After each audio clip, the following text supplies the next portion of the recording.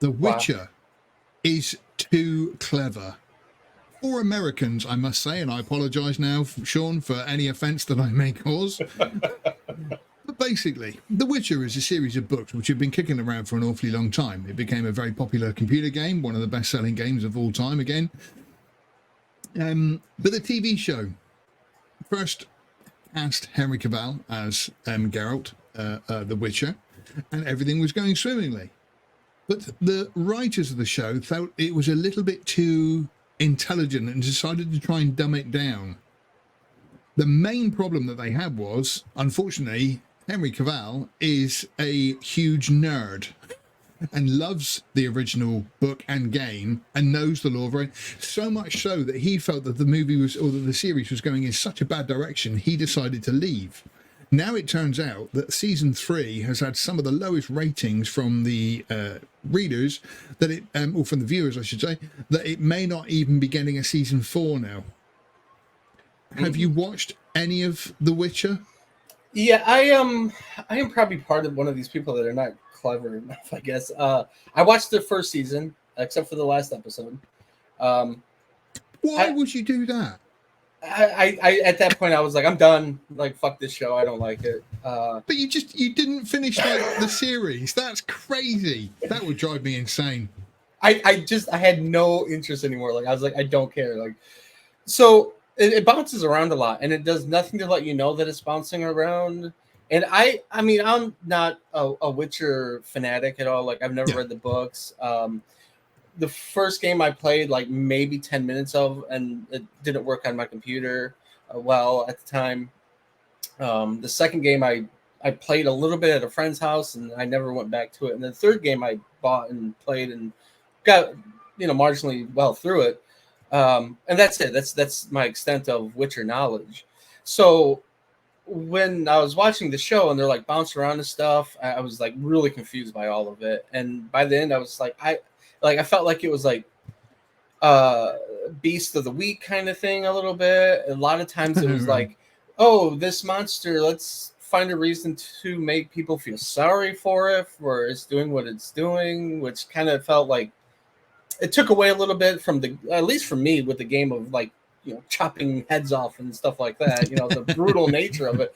It kind of took away from that. I don't want to feel for these creatures. I want to see them suffer. Yeah, come on. I mean, and I do get it. Like, that was stuff that happened in the game, misunderstandings and stuff like that with different characters, with missions and stuff. So I do get that, but I just felt like it was way too much of it. And just by the end, I was like, I could watch that last episode or never watch this again. And that's what I chose to do. To me, I'm a completionist. I have to finish things. It's like, say, even with a movie, it's very rare for me to turn something off and not go back to it. Although I did a couple this week, actually. But no, like I said, I could not have started a series and then at least got to like the last episode and just not watch the last one just to see how it finished. Well, to be fair, I mean, it wasn't planned that way. It was just like, it was like 2, maybe 3 days later or something like that, where I was like, I'll just continue to not watch it. And then it got to the point where I was done with it. Like, yeah, fair enough. Yeah, no, like I say, fair enough. If you're just going to be psychotic like that. But no, I mean, the series itself, like I say, I'm the same as you. I haven't read the books, but I have played through the game. The game is fantastic. It's really, really good. Yeah. However, to me, as long as they just tell a decent story, I kind of don't care if they kind of go off the lore.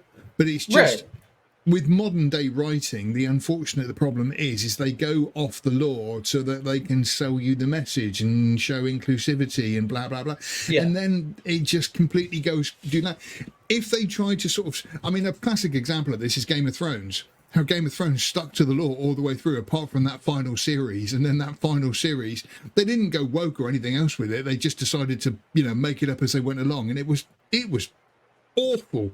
It was such a disappointing series because the rest, Game of Thrones.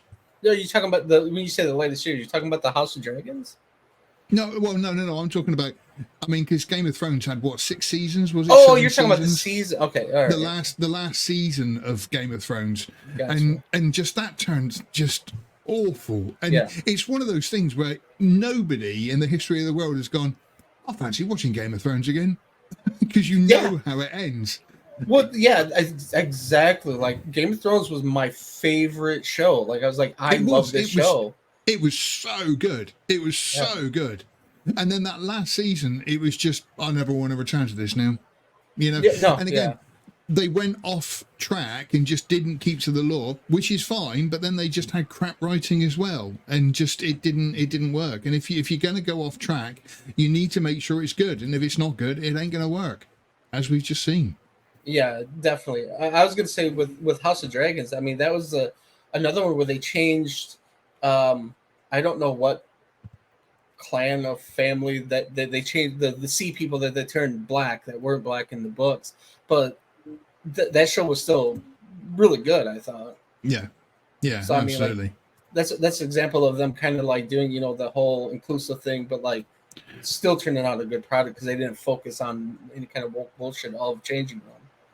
Well, until recently, when everything changed. I'll tell you Oh what. I'll no. tell you what. Let's move on to something a bit more cheerful. That was an excerpt from the Outpost Frequencies brought to you by the lastmovieoutpost.com. We hold a live stream every Sunday at 12 p.m. on Central Time and 6 p.m. UK time. You're welcome to join us. In the meantime, make sure you visit the lastmovieoutpost.com for all of your movie news, reviews, and everything cool about film. Ugh, so cheesy.